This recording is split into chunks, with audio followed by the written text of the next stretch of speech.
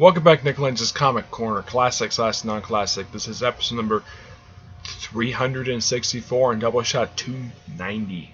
Okay, first up, Deadpool and the Mercs for Money, Volume 1, Mo Mercs, Mo Monkeys. This contains the first 5 issues of Deadpool Mercs for Money, Volume 2. And sad to hear this series is ending. Yep, at issue 10, which is the next issue going to come out, for the To Death Do Us Part crossover, that's going to be the last issue of the series. So overall, the series only published 15 issues. Well, that was quick. Yeah. Oh, and I should also point out, after issue 4, this original lineup is pretty much mostly all gone. The only people who remain from this lineup, aside from Deadpool himself, is Massacre. Everybody else is gone. Solo, Fool Killer, and Slapstick get their own solo books. Well, in the case of Solo and Fool Killer, both of their books got canceled at issue 5. Slapstick is still going. Terry and Stingray, I have no idea what's going to happen to them because they just completely disappeared. And of course, they haven't heard from since. Oh yeah. And they get replaced with, this is the new lineup for Mercs Monday for pretty much the rest of the series. Domino, Gorilla Man, Aaron Stack the Machine Man, and of course Massacre remains, along with Hitmonkey and the character who was brought back at the start of this volume, Negasonic Teenage Warhead. Now, I do have a personal theory of why she was brought back, despite the fact the character's been dead for years. Because she was featured in the Deadpool movie. So, I guess they okay, let's bring back a character that everybody knows is dead and not give an explanation of why she was brought back. Oh, and by the way, Negasonic Teenage Warhead is a creation of Grant Morrison. Yes, she is. If you look her up, Grant Morrison is listed as one of her creators.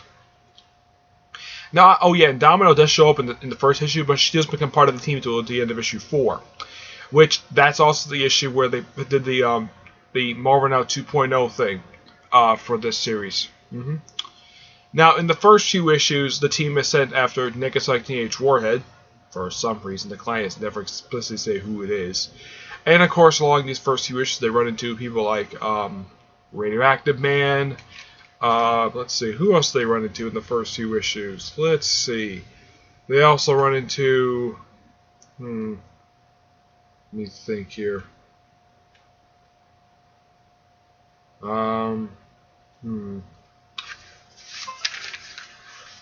Let's see. Aside from Rated, oh yeah, and Gorilla Man shows up prior to him joining the team. So, okay, I guess that combo and setting them up because, well, they want to get rid of these other characters because feed them against solo books. Yeah, so let's see. Aside from Radioactive Man, let's see. Who else shows up in here? Let's see here. It was nice to see him. I haven't seen him in quite a while. Probably not since his issue of Mighty Avengers. Let's see. In issue 3, we had an appearance by, let's see, Nuke. First time he's been seen since Death of the Wolverine series. Let's see, who else shows up in here? Yeah, this is one thing fun about the series. You get a chance to see characters you haven't seen in a long time. I don't know how, I think this is maybe supposed to be another, oh, this is Cobalt Man. Yeah, I think this is the second Cobalt Man because the first one showed pages of X-Men. He's a C-list villain. In case you just look him up, he's supposed to be an evil version of Iron Man before Ironmonger showed up. Yeah, that's actually what Cobalt Man is supposed to be. Let's see, who else shows up in here? Oh yeah, you have Aaron Stack, another character setting up for who's going to join the group. Let's see, who else? In issue 4, we have an appearance by, let's see, who shows up in here? Let's see. We have appearance by Thundera, the wife of the Zord Man. Scorpina, the female Scorpion. First time I've seen her since, I think the last time she showed up in the Marvel comic book, she was way back in the Gauntlet. This came out in 06, so it's been 6 years since people have seen this character. Yeah, this is Scorpina. She's the daughter of one of the heads of Hydra. Yeah. Let's see. We also have Caroline LaFay. That's who this woman is right here. These two are actually scratch that. I think she did show up in the Fearless Defender series. These are her Doom Maidens. I think that's what they're called. Yeah, I think that's what this group. That's what they're part of. Yeah, and also there's a new character called Pestilence. Yep. Let's see. Any new character shows up in here? I don't think so. No.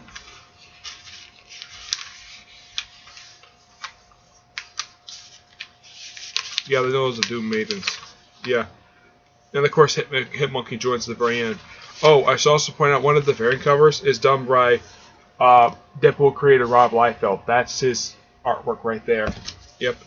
I mean, it makes sense that he would do one of the covers. After all, he is one of the creators. And throwing in Domino is not a bad idea because, like Deadpool, she's also creation of all people, Rob Liefeld. Gorilla Man is actually from the Ages of Atlas series. Yeah, he's a character from the 50s that was brought back in the Ages of Atlas miniseries, which later turned into an ongoing series, which got canceled in issues.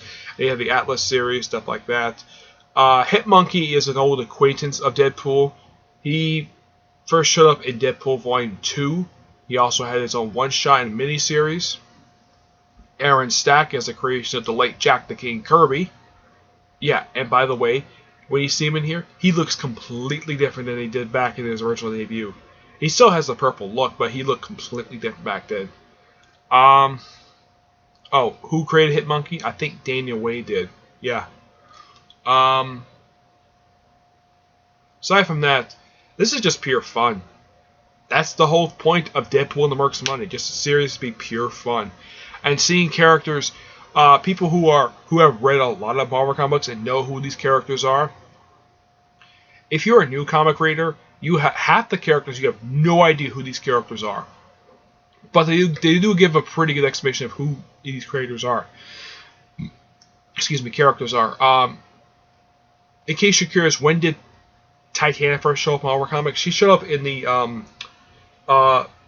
original Secret Wars from 1985. That's when she first showed up. Scorpina is one of the previous decade's new creations. She showed up in the pages of Amazing Fantasy. She was, I think, yeah, she was a replacement for Arena in the series. She was originally a hero, which they turned into a villain. I have no idea why. I don't know who created her, but she's a pretty interesting character. Let's see.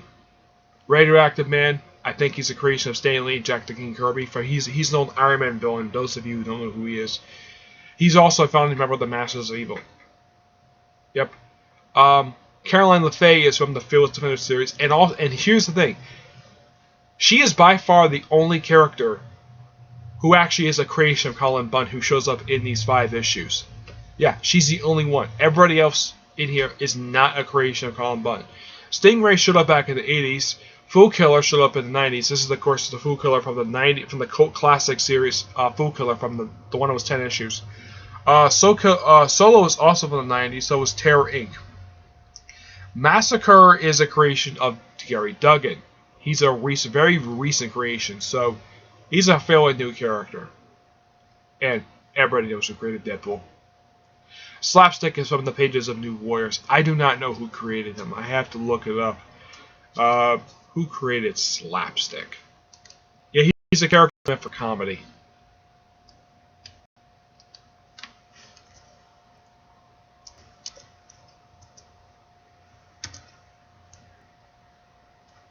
There he is.